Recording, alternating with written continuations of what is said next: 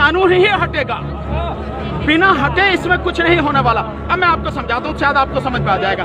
केवल एक सेक्शन बताता हूँ तो उससे आपको पूरी चीज समझ में आ जाएगी। जो कॉन्ट्रैक्ट फार्मिंग है, उस कॉन्ट्रैक्ट फार्मिंग की धारा 3, उसमें जो है जो एग्रीमेंट होगा किसान के और व्यापारी के बीच में, मैं उनसे बताता हूँ, आप समझ जाएंगे सारे, उसके बाद कुछ बताने की जरूरत नहीं पड़ेगी। उस धारा 3 में लिखा है कि किसान के और व्यापारी के बीच में जो एग्रीमेंट होगा उसमें यह लिखा जाएगा, नंबर 1, किसान को अपनी जमीन पर कौन सी फसल उगानी है। नंबर 2, उस फसल का ग्रेड क्या होगा, स्टैंडर्ड क्या होगा और उसकी क्वालिटी क्या होगा। नंबर 3, उस फसल को उगाने के लिए जो बीज होगा, जो खाद होगा, जो कीटनाशक होंगे, जो मशीनरी होगी, जो तकनीक होगी, उसे वो व्यापारी जिसके साथ समझौता हो रहा वो देगा।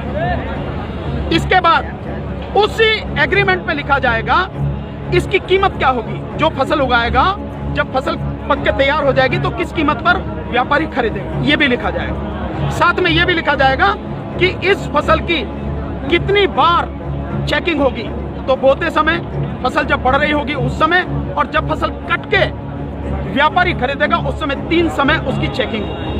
अब मैं आपको समझाता हूं, एक बहुत मोटे से उदाहरण से समझो।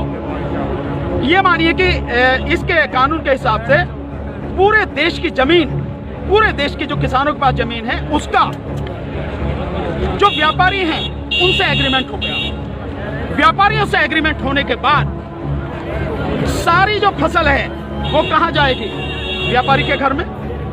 इसका मतलब ये हुआ कि सरकार के पास खरीदने के लिए एक दाना नहीं बचेगा, सारी की सारी फसल व्यापारी खरीद के ले जाएगा। और व्यापारी कितनी फसल खरीद सकता है, पहले उस पर प्रतिबंध था, अब इसेंशियल कमोडिटीज एक्ट यानी आवश्यक वस्तु अधिनियम से वो बैरिकेड हटा दी गई। यानी कि जो एक लगा रखा था बैरियर कि इससे ज्यादा नहीं कर सकते, लिमिट लगा रखी थी, लिमिट वो खत्म कर दी। इसका मतलब व्यापारी जितनी चाहे फसल खरीद के अपने गोदाम में रख सकता है। अब मानिए कि जब पूरी फसल किसान से व्यापारी के घर चली गई, तो अब थोड़ा सा पीछे आइए, 2013 में इस सरकार ने, संसद ने एक कानून बनाया था इस देश के गरीब लोगों के लिए, 82 करोड़ गरीब लोगों के लिए नेशनल फूड सिक्योरिटी एक्ट यानी राष्ट्रीय खाद्य सुरक्षा कानून। उसके तहत 82 करोड़ लोगों को 3 रुपए किलो चावल, 2 रुपए किलो गेहूं और 1 रुपए किलो मोटा अनाज देना था। अब मैं आपसे सवाल पूछता हूं, अब समझे आप कुछ। जब सारा अनाज व्यापारियों के पास चला गया, सरकार के पास कुछ नहीं है, तो सरकार इन 82 करोड़ लोगों को कहां से नाज लाएगी, पहले तो ये बताओ। इसका मतलब जो 82 करोड़ गरीब सरकारी मदद पर निर्भर था, वो खत्म हो गया। मतलब आप कह रहे हैं कि किसानों के खिलाफ बिल है, किसानों की भलाई की बात कर रहे हैं, पर किसानों के खिलाफ लोग समझ रहे हैं नहीं, ये पूरे देश के खिलाफ है। 82 करोड़ गरीब खत्म, देश में 5 लाख जो राशन की दुकानें हैं खत्म, 5 लाख राशन की दुकानों में कुछ रोजगार भी मिलता होगा खत्म। अब इसके बाद आप आ जाइए कि जब किसान को सारी चीजें, जो खाद भी है, बीज भी है, कीटनाशक भी है, मशीनरी भी है, तकनीक भी है, वो व्यापारी जिससे समझौता हुआ वो ही देगा। तो जो व्यापारी ये काम करते हैं, कोई खाद बेचता है, कोई बीज बेचता है, कोई मशीन बेचता है, कोई जो पेस्टिसाइड बेचता है, वो व्यापारी खत्म। तो आपने व्यापारी खत्म कर दिए, गरीब मजदूर खत्म कर दिए, और किसान को आपने बंधक बना दिया, मजदूर बना दिया, गुलाम बना दिया। कैसे? अब मैं बताता हूँ। जब किसान की जमीन पर एग्रीमेंट हो गया, तो किसान चाह कर भी अपनी जमीन से एक भुट्टा, माना मक्का बोई हुई है, मक्का से एक भुट्टा तोड़ के नहीं खा सकता। आज की तारीख में तो जाओ, मक्का से एक नहीं 10, 20, 50 जितने भुट्टे तोड़ के खाने खाओ, खूब सेक के, है नहीं है, रिश्तेदारों को भी ले जाओ। साथ में गन्ना अगर बो रखा है, एक गन्ना नहीं खा सकता। क्यों? क्योंकि व्यापारी से समझौता है। अगर एक गन्ना टूट लिया तो फिर उसके बाद में व्यापारी लड़ते रहो आप, एसडीएम के यहाँ, एडीएम के यहाँ, हो गया ना। मतलब यह है कि अपनी ही जमीन पर मैं अपने लिए, अपने बच्चों के लिए अगर मन करता है, जो फसल मैंने उगाई है, मेरी मेहनत की फसल है, उसमें से एक दाना नहीं ले सकता। ऐसे कानून का क्या करूंगा मैं? और इस कानून ने व्यापारी खत्म कर दिया, इस कानून ने मजदूर खत्म कर दिया, और साथ में जो किसान है, किसान को इतनी भी मोहलत नहीं दी गई आज की तारीख में तो किसान किसी भी जगह से दूर से जाके यहाँ से ठीक नहीं मिला तो वहां से ले ले, वहां नहीं मिला तो वहां से ले ले, यहाँ से कम में मिला तो यहाँ से ले ले। खाद है, बीज अपनी मर्जी से ले सकता, इसके बाद नहीं, इसके बाद तो व्यापारी ही देगा।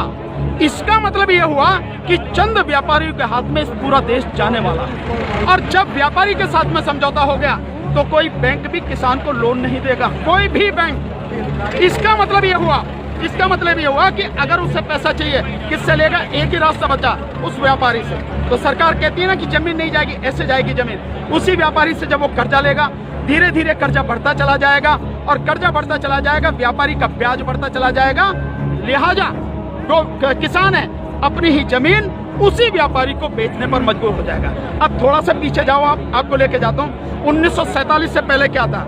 इस देश में जो साहूकार होते थे वो ऐसे ही करते थे, किसान को ब्याज दिया और वो ब्याज क्या मतलब पैसा दिया, वो पैसे पे इतना ब्याज, ब्याज पर ब्याज, ब्याज पर ब्याज, किसान की पीढ़ियां गुजर जाती थी, कर्जा नहीं उतरता था और सारी जमीन जो साहूकार के यहाँ पे चली जाती। मदर इंडिया, ये मदर इंडिया देखो, और नए उसमें देखो धर्मेंद्र जी की गुलामी देखो आप, और अगर पढ़ना हो तो गोदान पढ़ो मुंशी प्रेमचंद जी का।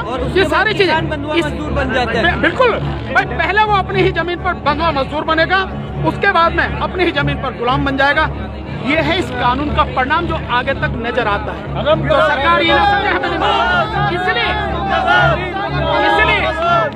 इसलिए ये कानून पूरे देश को तबाह करने वाला। अब एक चीज और रहेगी, उसे भी बता दो। जो मध्यम वर्ग के लोग जो आज रोटी खा रहे हैं, जब व्यापारी सारा अनाज अपने गोदामों में बंद कर लेगा तो वो जो आज उसने लिया जिस दाम पे, उससे 6 गुना, 7 गुना, 8 गुना दाम पर बेचेगा।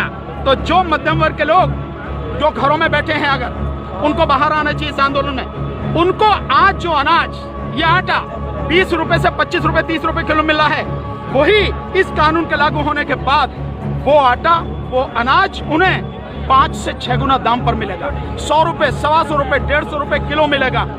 तो असर किस पे पड़ेगा?